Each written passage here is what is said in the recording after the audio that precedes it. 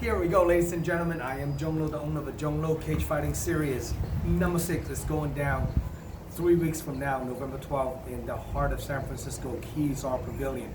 Right next to me, we have Luke Brewer, making his second professional fight. Now, Luke, let's introduce you to all the MMA fight fans out there. Who you are, where you coming from? How's it going, guys? Name's Luke Brewer. I'm fighting out of Sacramento. I'm fighting for Team Alpha Male under the leadership of Uriah Faber. I come from Angels Camp, California, and I also like to represent Angels Camp in the 209 and let you guys know I'm fighting for the 209. That's pretty cool. Now, do you live in the 209 area code? Yeah, I was actually born and raised in, I lived in Stockton for a little bit. I lived in, and then Calaveras County, it's up in the 209, so. That's pretty cool. Now, let's talk a little bit about, I know you made your pro debut on, not my last event, the one before. Yeah, it didn't go your way. May. What's your thought on that fight? Game opponent, really good opponent, came from a good gym, that's what we expected. And I played MMA a little bit too much, stood up, had fun standing up, I'm a wrestler, but yeah, I think it was a good competitive fight, and for the time I had off, there was obviously some holes in my game, and obviously a little bit of ring rust, but all in all, here we are. Because during the pandemic, there was not much action for a lot of fighters, and you didn't have any action for almost 2 years, right? Yeah, no, other than gym action, no real live competition. Yeah, exactly. So even people training, they don't have a live competition. It's a little bit different. Now, this upcoming fight, it's interesting because you're fighting a guy you already beaten once as an amateur, and he's pretty confident doing his interview. We make it, in a different gym, different team. Now he's in the different places. Definitely. He believes he can capitalize in a double on you. What's your thought on him? I mean, I definitely know Jose's confident because he's a great athlete, great kid, great individual. To be honest, I got a lot of respect for him. And the fight obviously went my way the first time. How did you beat him on the first time? It was a great martial arts fight, for the fans. It was actually pretty fun. It was one round, but it was actually, like I say, he's pretty well rounded. We stood up, we struck a little bit, we wrestled a little bit, did a little bit of jiu-jitsu. And right at the end of the third round, he actually had me on my back. I stood up, threw a double jab, took him down off of it, started ground and pound, and then I finished it rear naked choke with about 5 seconds left. Oh shoot, so you did finish him on the first fight. Yes, sir. Now this is gonna be a 3-5-minute round with elbows and knees, and it's a whole nother game. Yeah, and for sure. even though it didn't go your way on your pro fight, but you have that experience, and now you went all 3 5-minute rounds. Mm-hmm. Then most amateurs, the first time when they do pro fights, they have to do that adjustment. Either they go too crazy and too explosive, and then after 2-3 minutes they start gas because they didn't realize the extra 2-minute round make a huge difference. Oh yeah. Yeah, even leading back to that, that's one thing Faber kind of said is that experience, how I did do 3 5-minute rounds. Yes. I kind of I kept it a little too professional in ways. I kept it very. It was a good fight, but I basically kept it a little too professional. But I was also getting that ring time, that experience, and I'm glad I got that experience, to be honest. What would you do differently if you have to fight Tony Charles again? I could say this and that, but a fight's a fight, I mean,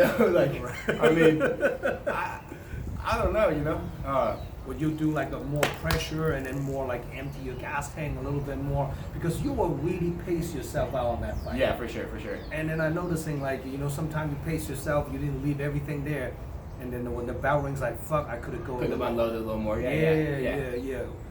Is that what you think they would do a little differently if you do fight? I mean, let's say not even Tony, because let's just put it right here at Jose, because that's my opponent right now. Right. I'm gonna do what I need to do. I mean, take it this way. I took an L, and I grew from that. You can either take that, and let it beat you up, or you can take it on the chin and grow from it. And to be honest, I'm glad I took that L right here, early on, and re-humbled me, re-grounded me.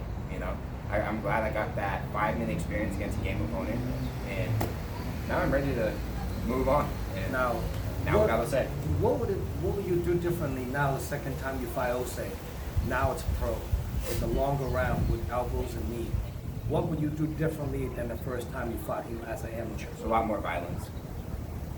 higher pace, a lot more violence. Yes, sir. What do you see yourself have a advantage on him? Wrestling or striking or jiu-jitsu? Which aspect do you think you have a little bit of edge on? I mean, I think we're both pretty well rounded, but at the same time, I come from a wrestling background. I've done it since a kid, and jiu-jitsu, I absolutely love jiu-jitsu. I love jiu-jitsu. It's all I really been spending my time doing as well. And I think we saw the last fight. I'm becoming quite the stand-up man. So Yeah. I mean, I'm not going to say this and that. I just think I'm very well-rounded, and I think he's well-rounded. But I think come the 12th, we're going to see who's more well-rounded, and all due respect to him either way. Because you're 6'6", you're so tall and long. Like even though wrestling is your background, you can definitely have a lot of room to grow Yes, on your sir. striking because not too many people actually have that kind of length Yes, like sir. you are. So And to be honest, I struck a little bit last fight, rather Right. than swaying away from my wrestling background, which even the commentators were like, I'm kind of surprised Brewers aren't just wrestling, but Right. that's part of the MMA is growing, I'm not just a wrestler, I was, but I do martial arts now, so I got to strike, and that's what I did last fight, so it's a good experience.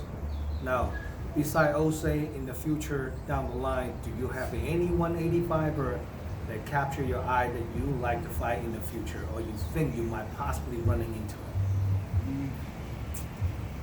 I'm gonna keep it humble, like I said. That loss grounded me. I'm in no way or nature to talk about anybody until I take out my opponent in front of my face. So right now, I'm just focused on Jose. That's pretty good. And Now, after I get back in the win column, then we can do some talking. absolutely. Now, if people want to get a hold of you, Luke, and how can people contact you? Hey guys, hit me up. Biggest contact would be Instagram, and my handle is just Luke Luke dot Brew BREW, and my Twitter would be Luke Brewer MMA, and I also have a website, LukeBrewerMMA.com. You have your own website? I've got to see if we got it up and running, but we got the domain stuff. We're working on it. We're working on it. That's pretty cool. We're working on it. Are you run your website like through some type of merchandiser? Or? That's what So I got to talk to my buddy, make sure we actually fully got it up, but we're working on it. We got the domain and stuff, and I basically want to get product lined up on there eventually, get videos of me up there, make it professional. That's pretty awesome. Are you planning to sell like the clothing lines? Definitely. That's pretty good. I got big dreams. I eventually want to sell stuff like this. This is my fight t-shirts. I have a couple different styles. Nice. And then I also want to create my own brand, but I'm not going to give up that name. I already got the patents on it, but you know how the people are out there. So I want to do a little bit of fight business and apparel business, like fashion. That's pretty awesome. I know a couple fighters in the Bay actually fought on my event. Now they have their home apparels and t-shirts and hats and sweatshirts, and that's pretty good. Pretty good. That's a good dream to have. Now, do you have any special loved one, training partners, coaches, supporters Yes, that you want to shout out to? Definitely. First and foremost, Team Alpha Male, Uriah Faber. Like always, Uriah, thank you for taking me under your wing back in 2017. Completely changed my life, and we're just getting started. Second off, I'd like to thank Fox Security. Fox Security has literally been with me since 2017, and it's hard to make money in this sport. It's hard to keep your head above water, especially I got a daughter and a wife now, and they basically take care of me. So Fox Security, Big Bear Drywall as well. I used to work for them before I did MMA, and they also have been taking care of me since 2017. And last and not least, Marshall Enoch. It's a cryptocurrency that's been fighting for fighters for about 6 months now. They've donated over $5 million to fighters in all different leagues. So shout out to Marshall Enoch. That's pretty awesome. Well, look like you have a very good support system to coming into this fight in general, So make sure you guys stay tuned. Follow Luke on his Instagram. Hit him up, any sponsors, and then it's always local fighters before they make it to the big league. Having a couple more opportunities for Luke to fight on my event. It's always a blessing to having an up-and-coming fighter, and then him and Osei. Let's see who's the better man on November 12th. It's definitely going to guarantee it's going to be a firework. So now, if Osei watching this interview, what do you have to say to him? Hey, all respect, Osei. You already know the deal, bro. No bad blood. We've been cool. We still follow each other on Instagram, and we're both just gangster today. That just shows, hey, sometimes friends got to fight. It is what it is, It is what it is. But I think we're gonna put on a hell of a show, and I know Osei brings a good crowd. He fights from the Bay, and so I hope he brings out a pretty good crowd, and I'll bring my crowd, and let's have fun, guys. Let's have fun. do the same. Pack the house, let's rock the show. That's awesome. I think Osei actually live around this area. Oh, it's not. Yeah, I mean, I didn't even know where he lived and where he Well, see, trained. because we kind of talked a little bit. That's where we kind of niched a little bit. I know he lived in Antioch. I grew up Suburb. in Brentwood from kindergarten all the way till 6th grade. So Oh, I was a Bay Boy myself a little bit. Well, kill it. That's pretty awesome. Now, for more information about this upcoming fight card layout, check out DragonHouseMMA.com. This event's a live stream pay-per-view. If you guys cannot make it to the event, make sure you guys order the pay-per-view voucher from DragonHouseMMA.com. Subscribe my YouTube channel, help me to grow my YouTube channel, make comments, click the like buttons, and you know, we'll see you guys on November 12th. Here we go, Luke having his second professional fight. Let's see what the difference. I'm very curious. The last time you fought on our show is May. Now it's November. 6 months difference. I'd like to see what kind of progress Luke is making. Where's he cooking in his gym? So we'll stay tuned. Any last thing you want to say to anyone else, Luke? A lot of growth. I'm in a good place, guys. Let's have fun November 12th. Awesome. We'll see you guys November 12th. Good to have you involved, Luke. Thank you, buddy. Thank you.